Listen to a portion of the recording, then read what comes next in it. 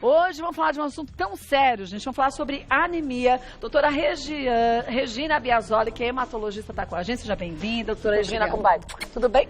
Tudo bem, Kátia. E falar de anemia é falar de uma doença que pode estar afetando tanta gente que nem recebeu o diagnóstico ainda, né? Sim, e de uma forma até que a pessoa não sabe. Muita gente tem anemia e acaba não sabendo porque é uma doença que pode se manifestar de uma forma subclínica, né? Essa palavrinha subclínica, ela quer dizer o seguinte: quando a pessoa já tem sinais da doença, mas ela não se manifesta de forma completa. Então, é aquele cansaçozinho que a gente não dá bola no dia a dia. Sempre busca uma outra desculpa, né? Isso, principalmente estresse, falar, estou trabalhando muito, estou indo muito na academia, estou cansada. E a memória vai dando sinais de alguns pequenos lapsos, dificuldade de concentração, às vezes o sono, e no fim tudo isso pode ser uma anemia, né? Vamos para os nossos mitos e verdades, porque, gente, a anemia é uma doença séria, não dá para brincar não, viu? Vamos ver o primeiro deles. A anemia ocorre sempre por causa de má alimentação. Kátia, isso é mito. É mito, né? É mito, pessoal, porque a má alimentação é óbvio que ela vai acabar levando o organismo a perder substâncias fundamentais que vão te levar a uma anemia, né? Mas não é sempre que isso vai ocorrer. Então, a gente tem todo tipo de dietética possível, desde os vegetarianos, os veganos. Então, não é só por aí. Então, é um mito. É um mito, né? Vamos ver mais uma. A anemia afeta mais mulheres do que homens. Parcialmente verdade, é verdade. Se nós encararmos que a anemia mais comum é aquela por falta de ferro.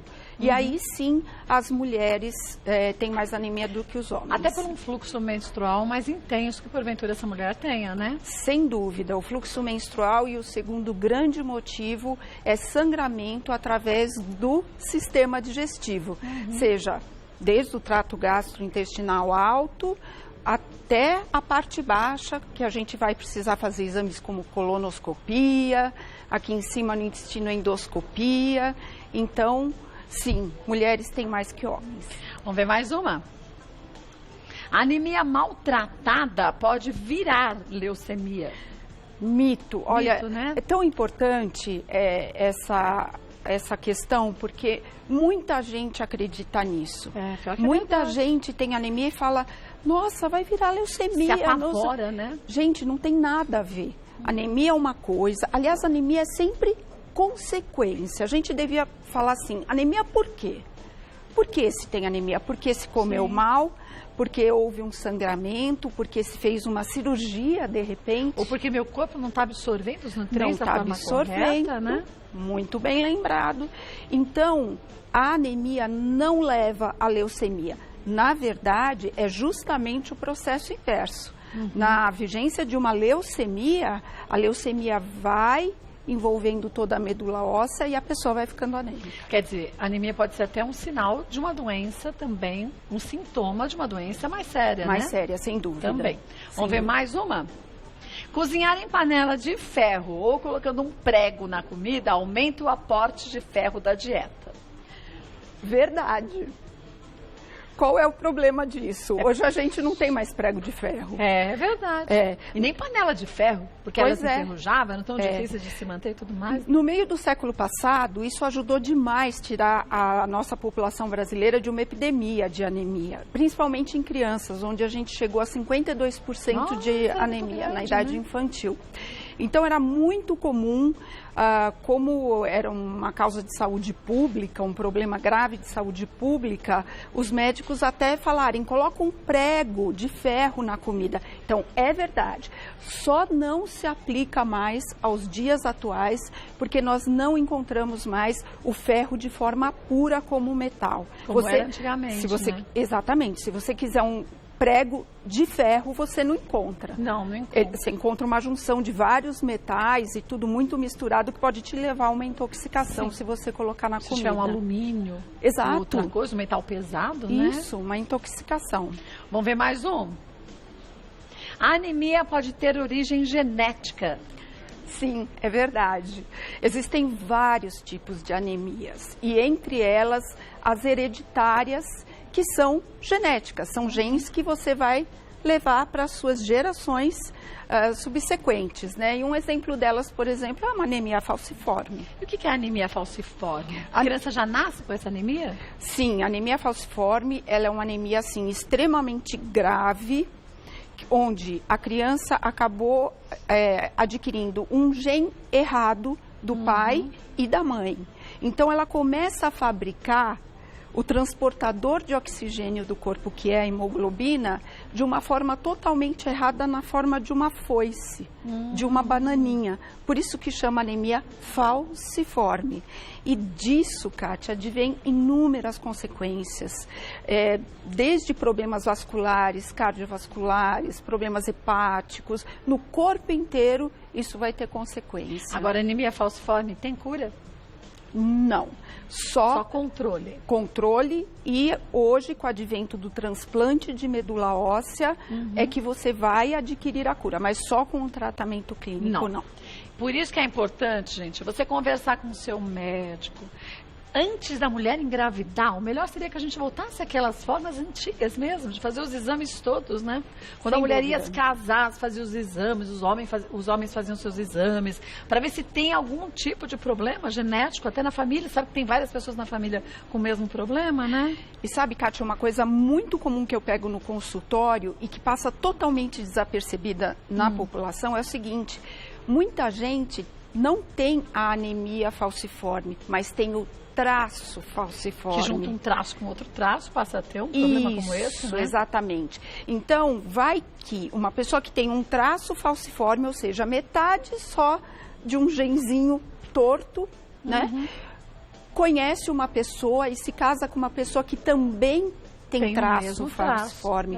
Isso pode acarretar um problema grave, porque existe uma chance genética da criança nascer com a anemia falciforme, que é muito mais grave. Então, esses casais precisam ser bem orientados, muito, né? muito.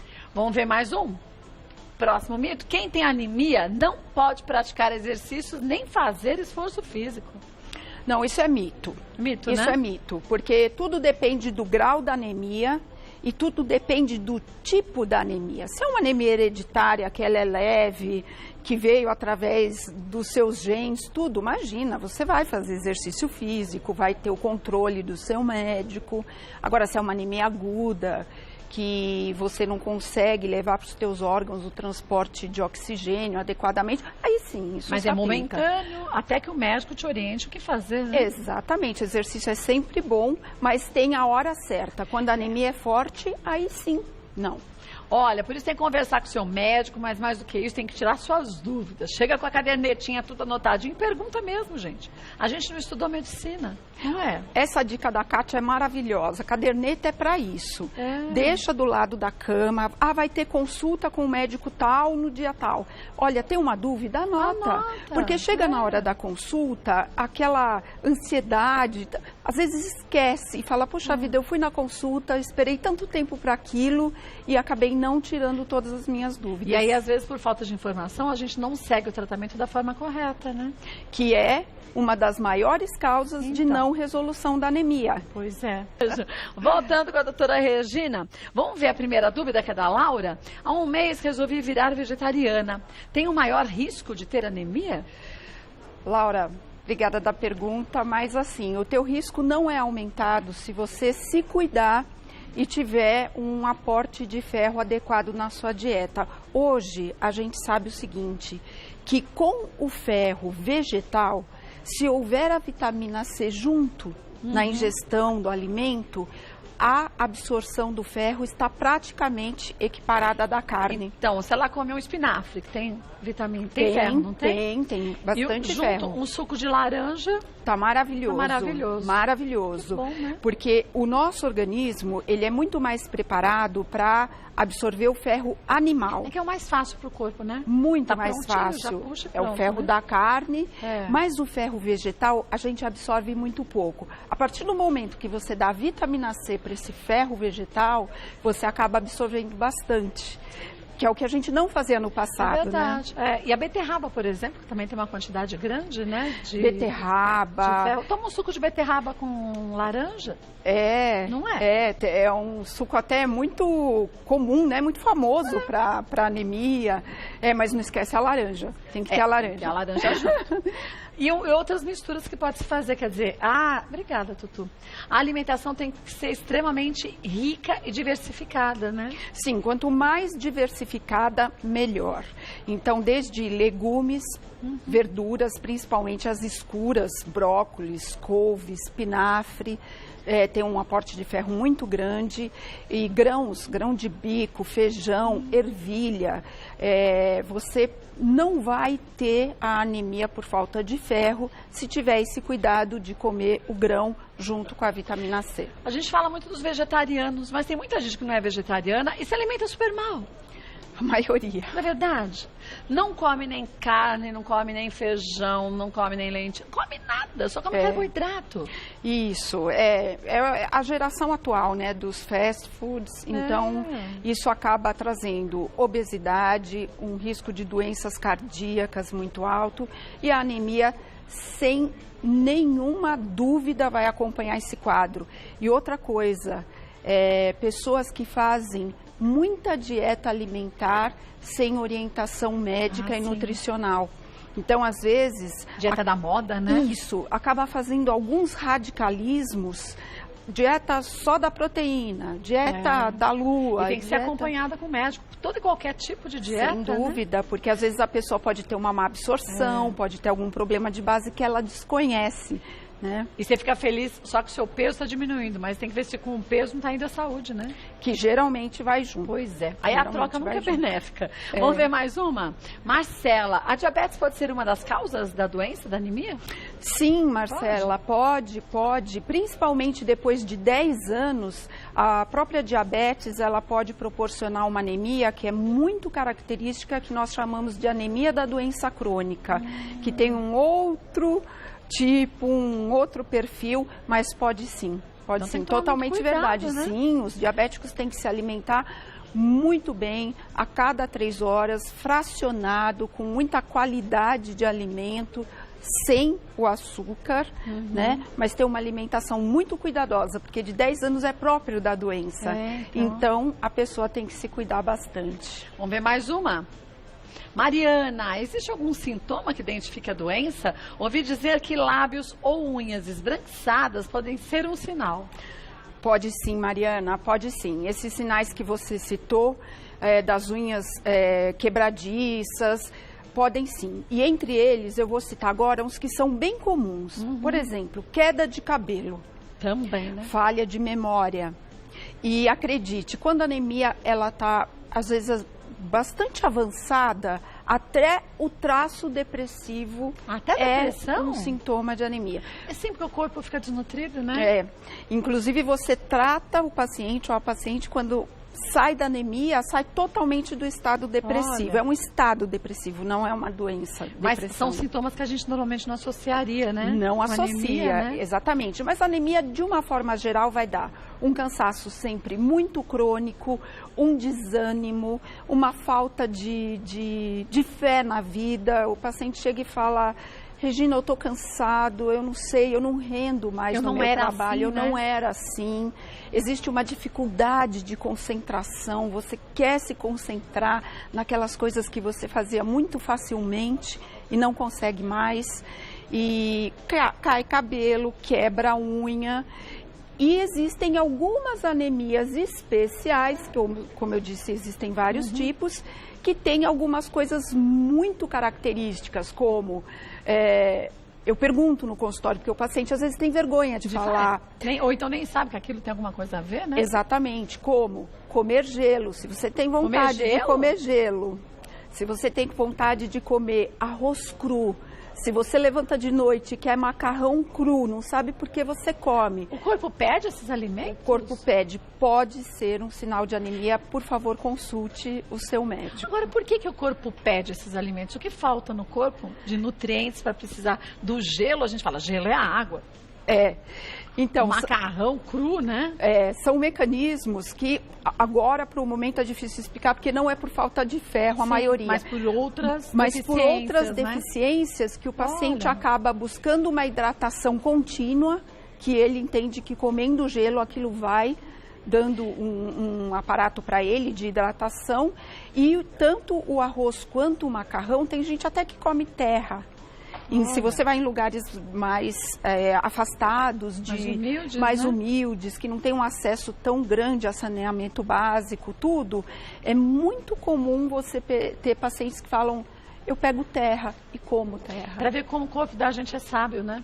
Ele vai aos extremos para conseguir repor aquilo que está faltando, para não te deixar mais doente ainda, né? E só pegando o teu gancho, acho lindo isso, o que você falou, Kátia, me remete a lembrar de uma coisa maravilhosa no nosso corpo. Por exemplo, as mães etíopes, por exemplo, que são um sinal, um exemplo grande do caquetismo, da magreza e da falta de nutrientes. O nosso corpo é tão maravilhoso, a natureza é tão sábia, que não deixa faltar nutriente para a criança.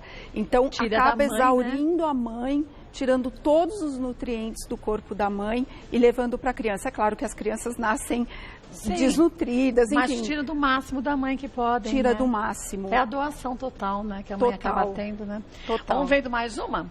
É a última pergunta da Raquel. Tenho 40 anos e amanhã vou fazer a cirurgia de retirada do útero, pois tenho um fluxo menstrual muito intenso e isso resultou em anemia.